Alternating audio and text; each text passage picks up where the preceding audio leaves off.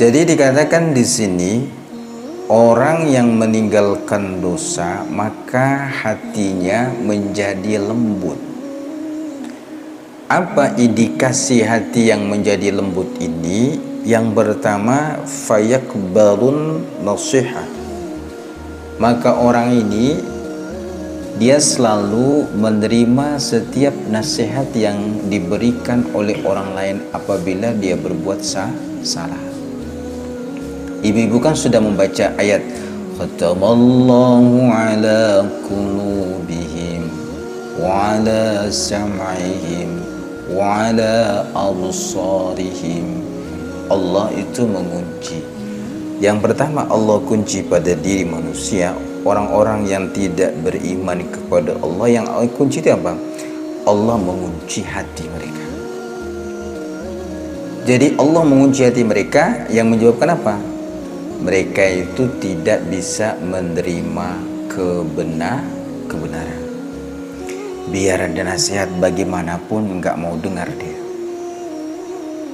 Biar kita nasihati sholat, biar kita nasihati ngaji, biar kita nasihati jangan lupa waktu kita itu, jangan lupa, biar kita nasihati hati-hati jaga mulut, itu dia tidak mau terima.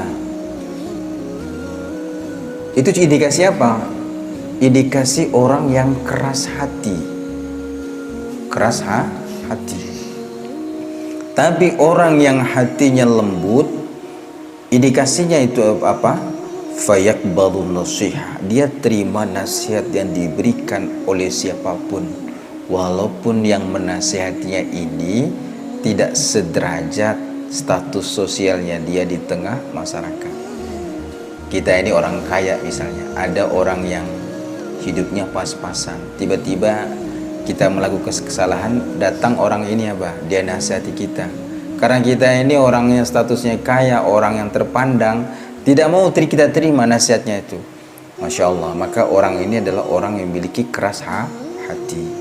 Tapi orang yang lembut hati itu apa? Dia terima nasihat, sekalipun nasihat itu berasal dari anak kecil.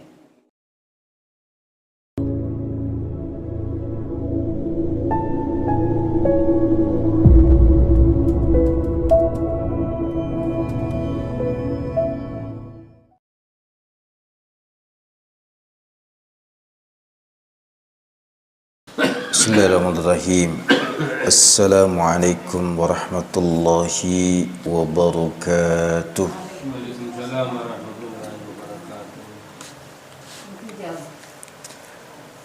Alhamdulillah alladzi arsala rasulahu bil huda wa dinil haq liyudhhirahu 'ala ad-dini kullih walau karihal kafirun. Wa kafa billahi shahida. Asyhadu an la ilaha illallah wahdahu la syarika lah. Wa asyhadu anna Muhammadan abduhu wa rasuluh. Allahumma salli wa sallim wa barik ala sayyidina Muhammad wa ala alihi wa sahbihi ajma'in, amma ba'd. Wa qalu subhanaka la ilma lana illa ma 'allamtana innaka antal alimul hakim. Bapak Ibu Majelis Ta'lim yang dimuliakan oleh Allah, pada malam hari ini insyaallah kita senantiasa menjalankan apa yang sudah menjadi perintah Allah. Senantiasa kita mensyukuri dari setiap perjalanan hidup kita, bahwa alhamdulillah sampai detik ini Allah masih memberikan kita kesehatan, alhamdulillah. Karena kalau kita lihat saat ini, yang saat ini terbaring di rumah sakit itu cukup banyak. Kemarin saya dengan Pak Iwan silaturahmi dan mengunjungi Bapak Sulaiman.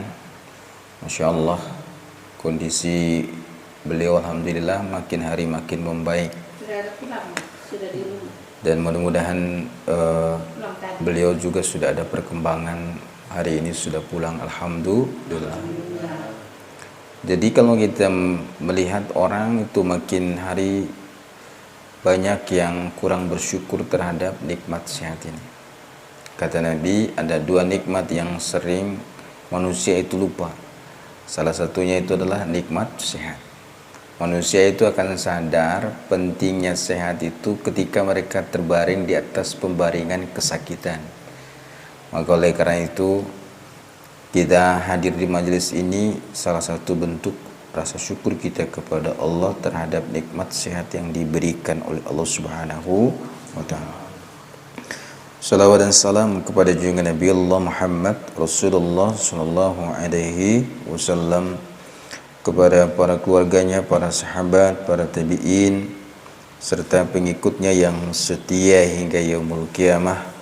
Mudah-mudahan kita termasuk umat Rasulullah yang setiap saat semakin kita cinta terhadap Rasulullah, dan insya Allah orang yang semakin cinta kepada Rasulullah berarti orang ini adalah orang yang nanti akan mendapatkan syafaatul udmah dari baginda Rasulullah pada yaumul qiyamah. Amin ya rabbal alamin. Malam ini kajian kita tidak membahas tentang kurban, namun nanti akhir dari pertemuan kita ini kita akan diskusi tentang kurban. Kita akan lanjutkan kajian tentang kitab Nasaihul Ibad. Qala al-musannif rahimallahu ta'ala wa nafa'ana bihi wa bi'udhubihi fid daraini amin ya rabbal alamin. Telah berkata pengarang kitab Nasaihul Ibad, Imam Ibnu Hajar Al-Asqalan, kemudian kitab ini disarah oleh Imam Nawawi Al-Bantani. Wal maqalatu saminata asrata, nasihat yang ke-18, kila itu dikatakan oleh sebagian ulama, man taraka dhunuba rakkal qalbahu, barang siapa yang meninggalkan dosa maka hatinya akan menjadi lembut. Jadi masalah hati ini adalah perkara yang perlu kita perbaiki setiap saat. Hati, karena hati, kata Nabi Sallallahu Alaihi Wasallam, dikatakan inna fil jasadi mudghah, bahwasanya ada segumpal daging dalam tubuh manusia. Idza salahat salahal jasadu kulluh, apabila daging ini yang segumpal daging dalam tubuh manusia itu baik, maka baik seluruh daripada amal perbuatan manusia. Wa idza fasadat fasadal jasadu kulluh, tapi apabila segumpal daging dalam tubuh manusia ini rusak, kata Nabi, maka rusak seluruh daripada perbuatan manusia. Ala wahiyal qalb, maka yang dimaksud dengan segumpal daging ini, kata Nabi, yang dalam tubuh manusia itu adalah hati. Maka hati-hati dengan hati, jagalah hati, jangan engkau kotori. Ini perkara hati ini.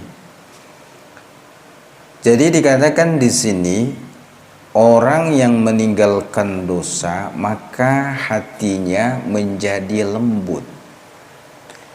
Apa indikasi hati yang menjadi lembut ini? Yang pertama, fayaqbalun nasihat, maka orang ini dia selalu menerima setiap nasihat yang diberikan oleh orang lain apabila dia berbuat salah. Ibu-ibu kan sudah membaca ayat khatamallahu ala qulubihim wa ala sam'ihim wa ala absarihim. Allah itu mengunci. Yang pertama, Allah kunci pada diri manusia. Orang-orang yang tidak beriman kepada Allah, yang kunci itu apa? Allah mengunci hati mereka. Jadi Allah mengunci hati mereka, yang menyebabkan apa? Mereka itu tidak bisa menerima kebenaran. Biar ada nasihat bagaimanapun, nggak mau dengar dia.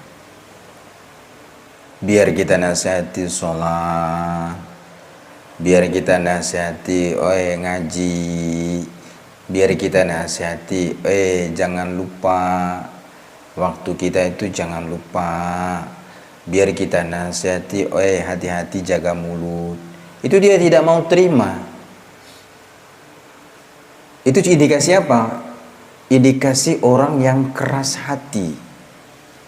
Keras hati. Tapi orang yang hatinya lembut, indikasinya itu apa? Fayaqbalu nasihah. Dia terima nasihat yang diberikan oleh siapapun, walaupun yang menasihatinya ini tidak sederajat status sosialnya dia di tengah masyarakat. Kita ini orang kaya misalnya, ada orang yang hidupnya pas-pasan, tiba-tiba kita melakukan kesalahan, datang orang ini apa? Dia nasihati kita. Karena kita ini orangnya statusnya kaya, orang yang terpandang, tidak mau kita terima nasihatnya itu. Masya Allah, maka orang ini adalah orang yang memiliki keras hati. Tapi orang yang lembut hati itu apa? Dia terima nasihat, sekalipun nasihat itu berasal dari anak kecil. Yang kedua, ciri orang yang lembut hati itu apa? Wa yakhsha'u laha.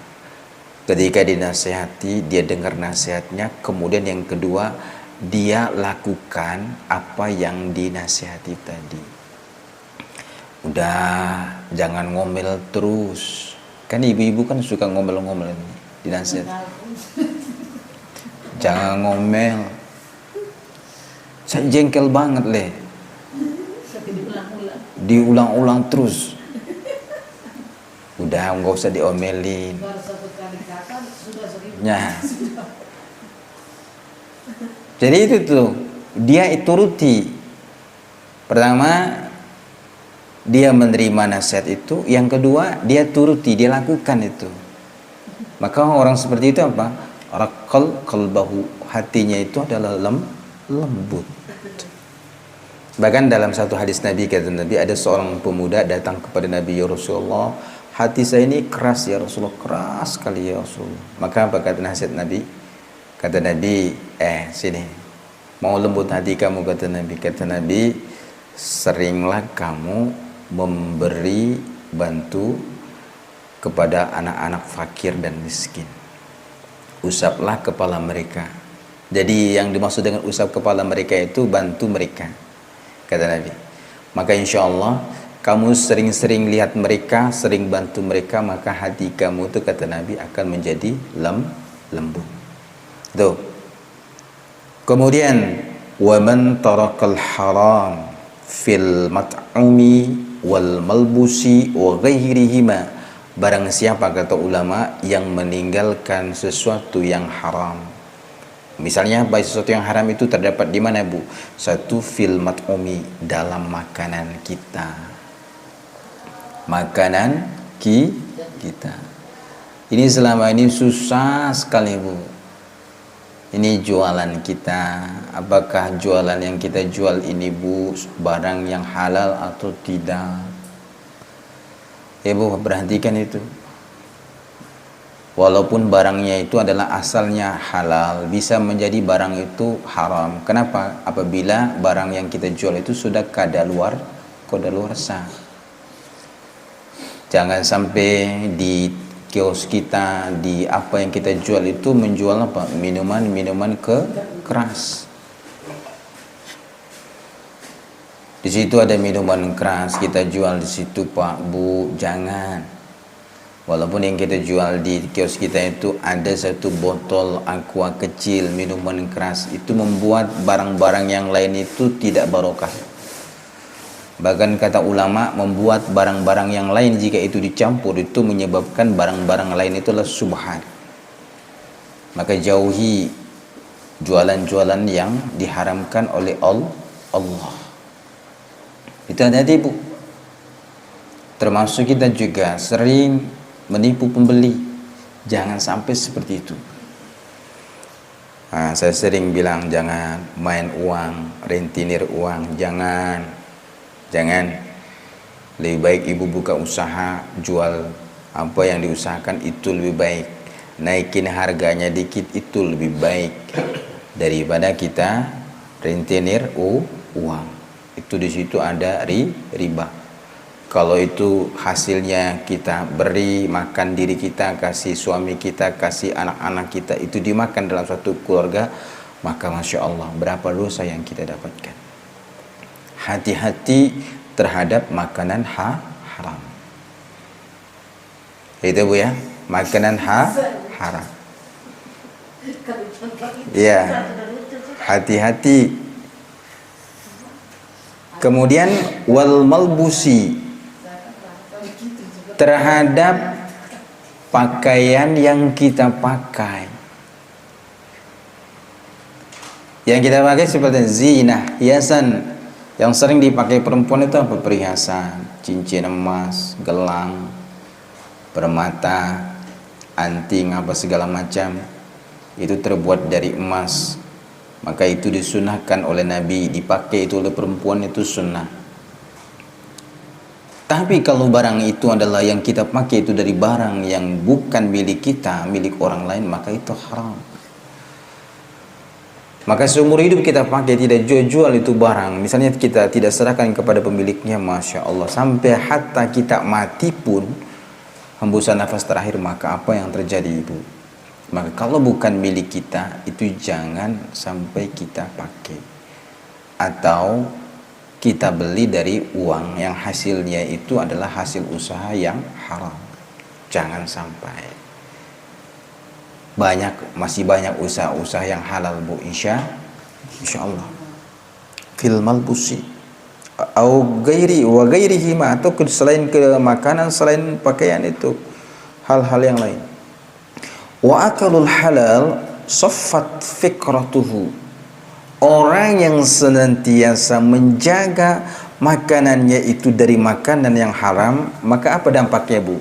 Maka pikirannya itu jernih, pikirannya itu tenang. Tapi kalau dari usahanya itu haram, kemudian dia makan dari usaha yang haram itu, pikirannya itu tidak tenang Bu. Ada orang yang setiap hari pemasukannya itu jutaan Bu. Apakah di dalam rumahnya itu dia tenang kalau dari hasil yang haram? Tidak pernah tenang. Tapi ada orang yang penghasilannya pas-pasan, dia dari usaha dia yang halal, kemudian dia mengerti sekali di dalam harta yang dia miliki itu adalah dia tunaikan sedekahnya, bantu orang lain, Masya Allah, maka orang ini akan tenang. Kita ini kan manusia itu sebenarnya yang menyebabkan sakit itu karena apa itu? Pikiran. Semakin fikir cepat stroke. Semakin fikir cepat lemah imun tubuh kita, sehingga penyakit-penyakit itu mudah sekali, gampang sekali akan terjangkit pada diri kita. Maka orang yang senantiasa menjaga makanannya itu dari makanan yang halal, maka pikirannya itu akan jernih ala masnu'atillah, terhadap ciptaan Allah Ta'ala, ad-dalatu ala ihyaillah, sebagai petunjuk bahwa hidup yang diberikan adalah diberikan oleh Allah. Al-khalqu ba'da mautihi, bahwa setiap makhluk itu bahwa dia sadar bahwa sebelum dia mati, ya. Sebelum dia mati pasti dia hidup. Setelah dia hidup pasti dia mati. Apa yang nanti dia perbuat setelah mati itu, dia sadar betul. Tapi kalau orang yang senantiasa dia tidak terima, hatinya tidak bersih, hatinya keras Bu, susah untuk menerima daripada hidayah Allah, sampai mati pun orang ini Masya Allah, dia akan susah sekali untuk menerima kebenaran. Ibu kalau sering perhatiin, sering lihat orang yang sudah wafat, sudah pernah lihat, itu serem-serem, wajahnya serem-serem, mukanya kayak tidak ikhlas, matanya terbuka, hidungnya mulutnya terbuka, tangannya kadang tidak bisa disedekapkan, kakinya tidak bisa diluruskan. Itu menandakan apa? Ketika hidup orang ini ya, ketika hidup orang ini dia tidak memperhatikan yang menjadi itu adalah haknya, itu bukan haknya. Hak orang lain dia ambil menjadi haknya. Hak dia tidak akan bantu orang lain. Maka Masya Allah, kematiannya pun akan mengalami kematian yang amat tersulit. Maka ibu-ibu yang dirahmati oleh Allah, mari kita senantiasa untuk hati kita menjadi lembut dengan meninggalkan dosa. Kemudian mari kita senantiasa menjaga, meninggalkan yang diharamkan oleh Allah, senantiasa menjaga makanan kita itu makanan yang dihalalkan oleh Allah Subhanahu wa taala. Wa halalul bai'a, Allah menghalalkan jual beli, wa haramur riba, dan Allah mengharamkan segala bentuk riba. Insya Allah. Allahumma salli ala sayyidina Muhammadin tibil qulubi wa dawaiha wa afiyatil abdani wa shifaiha wa nuril absari wa diyaiha wa ala alihi wa sahbihi wa sallim. Allahumma salli wa sallim wa barik alaihi. Kita akhiri dengan doa kifaratul majlis. Subhanallah bihamdi, subhanallah bihamdika, asyhadu an la ilaha illa anta, astaghfiruka wa atubu ilaik. Wassalamualaikum warahmatullahi wabarakatuh.